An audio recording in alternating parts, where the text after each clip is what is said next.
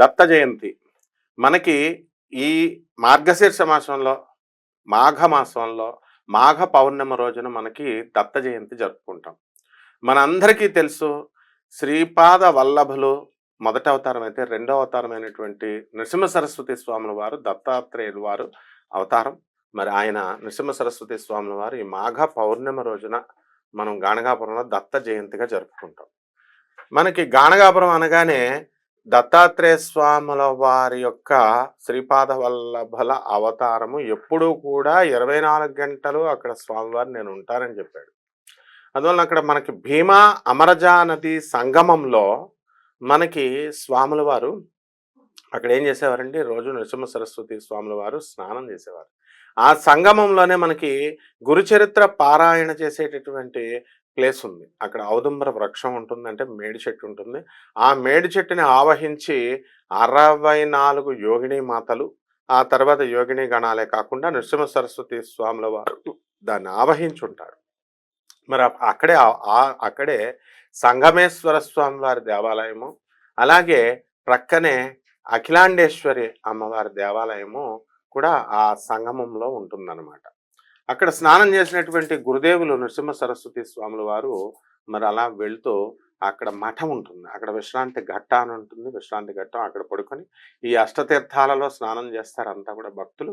మరి అలాగే అక్కడ సంగమంలో భీమా నది, అమరజ నది, రెండు నదుల సంగమం. ఈ 8 తీర్థాలు కాకుండా ఇదొక సంగమం అనమాట. అక్కడి నుంచి ఆయన వెళుతూ ఎక్కడికి వెళ్తారంటే మఠం దగ్గరికి వెళ్తారు. నిర్గుణ మఠం అంటాం. ఆ నిర్గుణ మఠంలో ఏముంటుంది అంటే చక్కగా అక్కడ నృసింహ సరస్వతి స్వాముల వారు పాదుకలు ఉంటాయి. ఆ పాదుకల దగ్గర స్వామివారు వదిలేసి శ్రీశైలం వెళ్ళిపోయారు.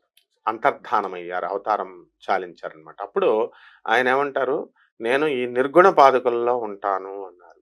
ఎవరైతే గాణగాపుర యాత్ర చేస్తారో మరి అటువంటి వారు ఈ యొక్క నిర్గుణ పాదుక దర్శనం కనుక చేసుకోకపోయినట్లయితే మనకి ఆ యాత్ర సంపూర్ణత సిద్ధించదు. కారణం ఏంటంటే ఎంతసేపు కూడా ఏ దేవుడిదైనా మనం మామూలుగా యాత్రా స్థలంలాగా వెళ్తామో దర్శనం చేసుకొని వస్తాం. కానీ గురుక్షేత్రాలలో ఏమవుతుంది, ఒక రాఘవేంద్ర స్వామి కానీ, దత్తాత్రేయ స్వామి వారు కానీ, ఇలాంటి గురుక్షేత్రాలలో మనం పాదుకలకి అధిక ప్రాధాన్యత ఇస్తాం. కాబట్టి ఈ నిర్గుణ పాదుకలు ఆ నిర్గుణ మఠంలో ఆ కిటికీలో నుంచి మనకు చూపిస్తారు. అక్కడ మనం ఆ స్వామివారిని, ఆ పాదుకల్ని మనం దర్శించుకుంటాం. నిత్యం కూడా అక్కడ ఆ పాదుకలకి మరి చందనంతో అవంతా కూడా పూజలు పునస్కారాలు అవన్నీ కూడా జరుగుతూ ఉంటాయి. అలాగే ఆ పాదుకల దగ్గర మనకు మధుకరి నిర్గుణ మఠం పక్కనే అన్నదానం చేస్తారు దేవస్థానం వారు. మధుకరి అంటే స్వామివారి ప్రసాదం. అలాగే అక్కడి నుంచి అక్కడే ఆ దేవాలయంలోనే ఒక రావి చెట్టు ఉంది. ఇప్పుడు అది యాక్చువల్గా మర్రి చెట్టు అనమాట. ఆ మర్రి చెట్టు రావి చెట్టు ఇప్పుడు కలిపి ఉన్నాయి. అది కాలక్రమేణా మనకి అది తగ్గిపోయిందనమాట, మరణించింది. మరి అక్కడ ఆ వటవృక్షం మీద ఒక బ్రహ్మ రాక్షసుడు ఉండేవాడు. ఆ బ్రహ్మ రాక్షసుడు ఏం చేసేవాడు, ఆ ఊర్లో వచ్చినటువంటి వాళ్ళందరినీ కూడా చంపి ఆహారంగా తినేసేవాడు. తినేస్తుంటే అప్పుడు ఆ స్వామివారు ఆ పల్లకీలో ఆ ఊరొచ్చినప్పుడు ఆ వటవృక్షం మీద ఉన్నటువంటి బ్రహ్మరాక్షసుడికి స్వామివారు కనబడతారు. దర్శన మాత్రం చేతే అతని యొక్క గత జన్మల్లో ఉన్నటువంటి పాపమంతా కూడా కొంత నశించిపోయి అతనికి ధర్మచింతన కలిగి స్వామివారికి, మా నృసింహ సరస్వతి గురుదేవుల వారికి దండం పెట్టుకొని నాకు మోక్షాన్ని ఇవ్వండి, మోక్షాన్ని ప్రసాదించండి అని అడుగుతారు. కాబట్టి ఆ విధంగా మరి ఆ మోక్షాన్ని స్వామివారు ఏం చేస్తారు, అతనిలో ఉన్నటువంటి బ్రహ్మ రాక్షస పైశాచిక గణాలనన్నిటినీ కూడా ఉపసంహరింపజేసి తర్వాత వారిని ఉద్ధరిస్తారు.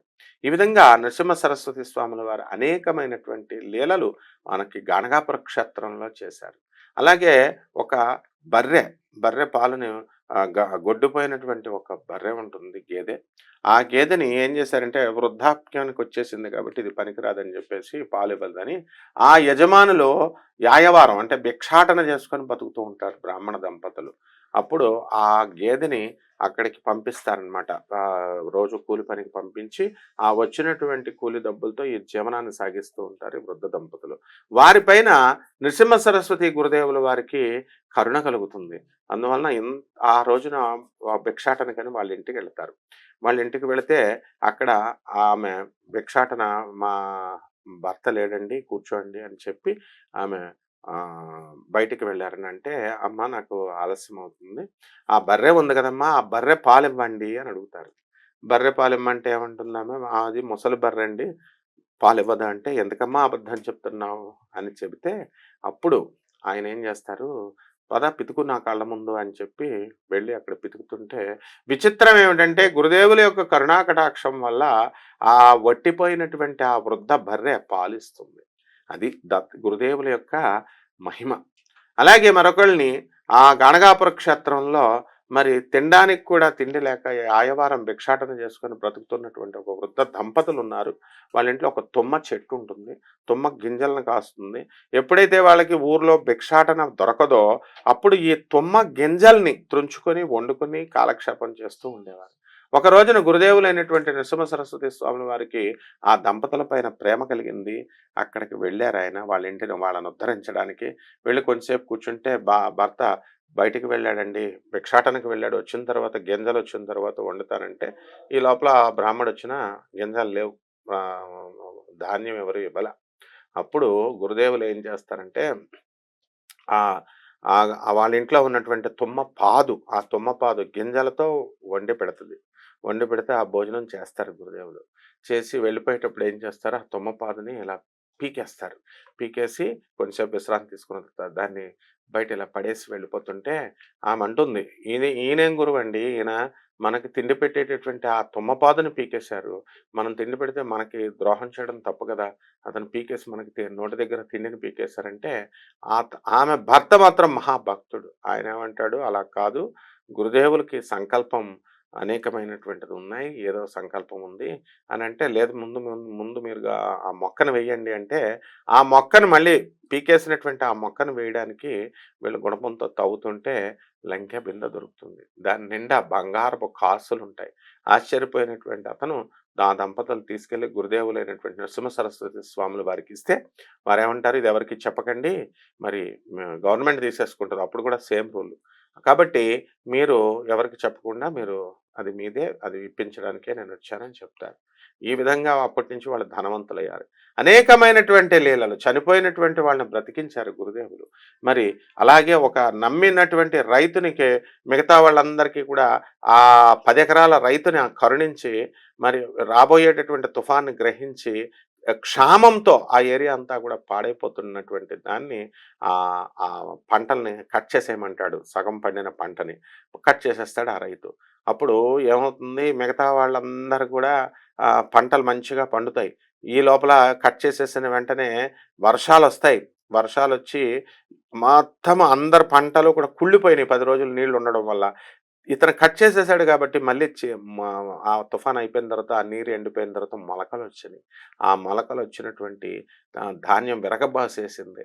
అందువలన అతను మిగతా వాళ్ళందరికీ కూడా ఆ ఊరి వారందరికీ కూడా ఆ రైతు ధాన్యాన్నిచ్చాడు. ఇదంతా కూడా పంచాడు. ఇదంతా కూడా గురుదేవుల యొక్క కృపా కటాక్షం వల్ల అనేకమైనటువంటి లీలలు జరిగినాయి. ఈ లీల ఇప్పుడున్నటువంటి స్వామి సమర్థ దేవాలయం కట్టారు. అక్కడ 10 ఎకరాల ల్యాండ్‌ని కూడా చూడొచ్చు. ఇది ఎవరింట్లో అయితే మరి జరిగినాయో ఆ పూజారిని నేను ఒక ఇంటర్వ్యూలో నేను మీ అందరికీ కూడా చూపించడం జరిగింది. కాబట్టి గురుదేవులు చేసినటువంటి ప్రతి లీల కూడా సత్యమైనటువంటిది. అటువంటి జగద్గురువులైనటువంటి నరసింహ సరస్వతి స్వాముల వారు మనకి ఆయన గాణగాపుర క్షేత్రంలో నిత్య భిక్షాటన చేస్తూ ఉంటారు. మధ్యాహ్నం 12 గంటలకి భిక్షాటనకు వస్తాను నేను ఎక్కడున్నా సరే. ఆ ఊర్లో నిత్య నివాసిని నేను అని చెప్పారు. అందువలన ఏదో ఒక రూపంలో వస్తారు ఆయన. కాబట్టి గాణగాపుర వాస్తవ్యులంతా కరుణామయులంటే ఆతిథ్యం ప్రతి 12 గంటలకి కూడా ఊరు వాళ్ళు ఎవరిచ్చినా దత్తస్వరూపంగా తినకుండా వెళ్తే మనం వాళ్ళు పాపాత్ములైపోయారని చాలా బాధపడతారు. మేమేం పాపం చేశాం, మేము ఆఫర్ చేస్తుంటే తినడం లేదని. అటువంటి గంధర్వపురం అది. అటువంటి గాణగాపురం కాలక్రమేణా గాణగాపురంగా వచ్చిందనమాట. కాబట్టి అటువంటి గురుదేవుల యొక్క పుట్టిన రోజున దత్త జయంతి విపరీతమైన క్రౌడ్ ఉంటుంది. మరందరూ గూడా ఆ ఊరే వెళ్ళాలని లేదు. చక్కగా మీ ఊర్లలో దగ్గరున్నటువంటి దత్తక్షేత్రాలకు వెళ్ళండి. చిన్న చిన్న టెంపుల్స్ అయినా దత్తాత్రేయుల వారిది మేడి చెట్టు చుట్టూ ప్రదక్షిణలు చేసుకోండి. మీరు దిగంబర దిగంబర శ్రీపాద వల్లభ దిగంబర అని చేయండి. అవధూత చింతన గురుదేవ దత్త అనేటటువంటి మంత్రాలతో మీరు ఎక్కడ చేసినా కూడా అంతా కూడా ఒక్కటే మీకు ఆ స్వామివారి యొక్క కరుణ కటాక్షం వస్తుంది. ఎప్పుడూ కూడా గణగాపురం వెళ్ళిపోయి బీభత్సంగా జనం వెళ్ళిపోయి, ఆ రోజున భయంకరంగా ఊపిరి సలపకుండా చాలా ప్రమాదాలు జరుగుతాయి. కాబట్టి ఎందుకనంటే 4 వైపులా ఆ గుడి ముందు 4 వైపుల నుంచి వచ్చేసి ఆహ్, ఆ యొక్క తాకిడిలో నేను కొన్ని వందల సార్లు గణగాపురం వెళ్ళాను కాబట్టి అనుభవంతో చెప్తున్నాను. మీకు ముసలి వాళ్ళు, చిన్న పిల్లలు, వికలాంగులు వీళ్ళంతా గూడా మరి ఆ రద్దీలో మీరు తప్పించుకోలేనటువంటి పరిస్థితి, ప్రమాదం జరిగే ప్రమాదం ఉంది కాబట్టి మూర్ఖంగా ఆ రోజే వెళ్తేనే దత్తాత్రేయ స్వామి వారికి మనకు అనుగ్రహిస్తారు అనేటటువంటి దృష్టి లేకుండా మీ దగ్గరలో ఉన్న దేవాలయాలకెళ్ళండి. శ్రీ గురుచరిత్ర పారాయణ చేయండి. మీ ఇంట్లోనే దత్తాత్రేయుల వారికి చక్కగా పూజ చేసుకోండి. స్వామివారికి ఏదో ఒక నైవేద్యాన్ని, పాయసాన్ని వండిపెట్టి చక్కగా మీరు చేసుకొని ఆ రోజు గడుపుకోండి. దత్తానుగ్రహం మీకు సంపూర్ణంగా లభిస్తుంది. శుభమస్తు.